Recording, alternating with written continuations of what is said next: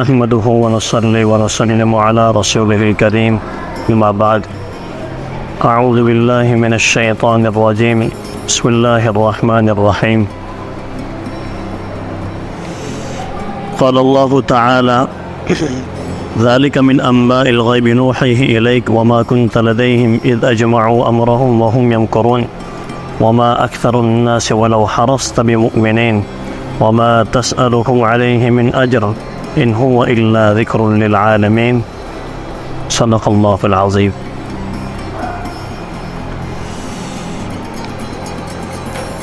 حضرت یوسف علیہ السلام کا تذکرہ اب ختم ہو چکا۔ حضرت یوسف علیہ السلام نے مصر میں آنے کے بعد جب وہ وزیر خزانہ بنائے گئے اس وقت سے گویا کہ ان کے اچھے دن شروع ہو چکے تھے، اور اس حالت میں انہوں نے کئی عرصہ گزارا۔ اس دوران قحط سالی بھی ہوئی۔ اسی قحط سالی کے دوران حضرت یعقوب علیہ السلام کی مصر میں آمد ہوئی۔ اس کے بعد حضرت یعقوب علیہ السلام کا انتقال ہوا، ان کو فلسطین میں کنعان میں دفن کر دیا گیا۔ اس کے بعد تفسیری روایت کے مطابق حضرت یوسف علیہ السلام کی عمر 120 سال رہی ہے۔ 120 سال کی عمر گزارنے کے بعد ان کی بھی وفات ہو گئی، ان کو مصر کے اندر دفن کر دیا گیا۔ جب حضرت یعقوب علیہ السلام مصر میں آئے تھے اس وقت ان کے ساتھ یا تو 63 افراد تھے یا 90 افراد تھے، لیکن جب حضرت موسیٰ علیہ السلام مصر سے بنو اسرائیل کو نکلے تو اس وقت ان کی تعداد 6 لاکھ کو پہنچ چکی تھی۔ 6 لاکھ کی ان کی تعداد تھی، جبکہ وہ داخل ہوئے تھے یا تو 63 افراد کے ساتھ یا 90 افراد کے ساتھ۔ اور حضرت موسیٰ علیہ السلام جب مصر سے بنو اسرائیل کو نکلے ہیں تو اس موقع پر ان کی تعداد 6 لاکھ تھی، اور انہوں نے وہاں سے نکلتے ہوئے حضرت یوسف علیہ السلام کی قبر کی تفتیش کی، وہاں سے لے جا کر پھر ان کو ان کے والد یعقوب اور ان کے دادا حضرت اسحاق، ان کے پردادا حضرت ابراہیم کے پاس ان کو دفن کر دیا گیا۔ اللہ تبارک و تعالیٰ نے حضرت یوسف علیہ السلام کو دنیا بھی بھرپور عطا فرمائی اور دین بھی بھرپور عطا فرمایا۔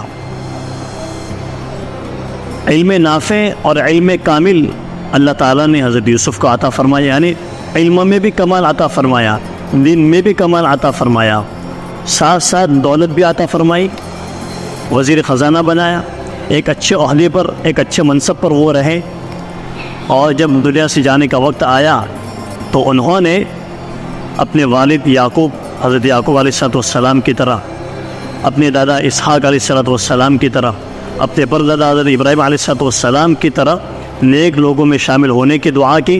گویا کہ اب میرا آخری وقت ہے، جب میں دنیا سے جاؤں تو میں ان لوگوں کے ساتھ شامل ہو جاؤں۔ جس طریقے پر انہوں نے اچھی زندگی گزاری، جس طریقے پر وہ صالحین میں سے شمار ہو گئے، اس طریقے پر میرا بھی شمار ان کے ساتھ ہو جائے۔ تو اللہ تبارک و تعالیٰ نے ان کو ساری چیزیں عطا فرمائی، دنیا بھی بھرپور ملی اور دین بھی بھرپور ملا، اور آخرت کی کامیابی بھی یقینی ہے ان کے لیے، چونکہ نبی ہیں۔ اور اسی کی انہوں نے دعا کی تھی، توفنی مسلم و الحقنی بالصالحین، مجھے مسلمان ہونے کی حالت میں موت دینا، جب بھی میرے موت آئے تو مسلمان بن کر آئے۔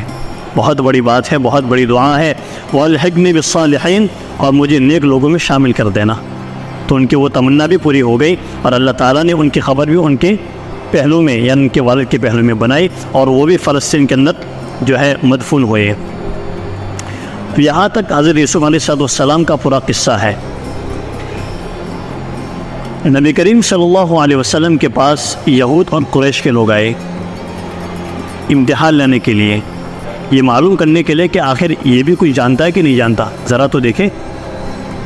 تو لوگ ایسے ایسے سوال ان کے سامنے کرتے تھے کہ بھئی کہیں وہ پھنس جائے، حضور پھنس جائے، جواب نہ دے سکے اور ہم کو پروپیگنڈے کرنے کا موقع مل جائے۔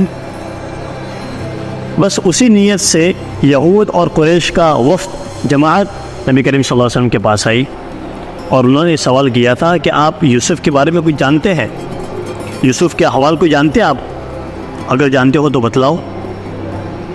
اللہ تعالیٰ نے ان کے اس جواب میں اس پوری صورت کو نازل فرمایا، جس میں ترتیب کے ساتھ قرآن کی فصاحت اور بلاغت کے ساتھ انہوں نے اس طریقے پر واقعہ بیان فرمایا کہ وہ لوگ حیران رہ گئے۔ وہ تو آئے تھے ستانے کے لیے، آزمائش کے لیے کہ بھئی جواب کچھ نہیں دے پائیں گے، لیکن اللہ تعالیٰ نے وحی کے ذریعے نبی کریم صلی اللہ علیہ وسلم کو ساری حقیقت اور ساری چیزیں بتلا دی۔ اسی کو اللہ تعالیٰ نے فرمایا ذَلِكَ مِنْ أَنْبَاءِ الْغَيْبِ نُوحِيهِ إِلَيْكَ، یہ واقعہ پورا غیب کی خبروں میں سے ہے جو ہم نے آپ کی طرف یعنی نبی کریم صلی اللہ علیہ وسلم کی طرف وحی کی ہے۔ عرب کے اندر اکثر لوگ امی کہے جاتے تھے، اور نبی کریم صلی اللہ علیہ وسلم بھی امی تھے۔ امی کا مطلب یہ ہے کہ جو کتاب پڑھنا نہ جانتا ہو، جو لکھنا نہ جانتا ہو۔ تو ایک نبی جو نہ پڑھ سکتا ہے نہ لکھ سکتا ہے، اس نبی کی زبان سے اس قدر ترتیب کے ساتھ، فصاحت و بلاغت کے ساتھ اور ایک روانی کے ساتھ انہوں نے یوسف علیہ السلام کا قصہ بیان فرمایا، جبکہ حضور کا کوئی استاد بھی نہیں تھا، حضور نے کسی اسکول سے یا کسی کالج سے یونیورسٹی پڑھا بھی نہیں تھا، یا حضور کے پاس کوئی ایسے آنے جانے والے لوگ بھی نہیں تھے جو جانکار بھی ہوں، اور نہیں حضور کسی کے پاس اس طریقے پر جاتے تھے کہ وہ دنیا کا فن اور دنیا کا علم حاصل کرے۔ تو پھر اس نبی نے یہ ساری چیزیں کہاں سے بیان کی؟ انہوں نے ترتیب کے ساتھ اس پورے واقعے کو کس طریقے پر بیان کیا؟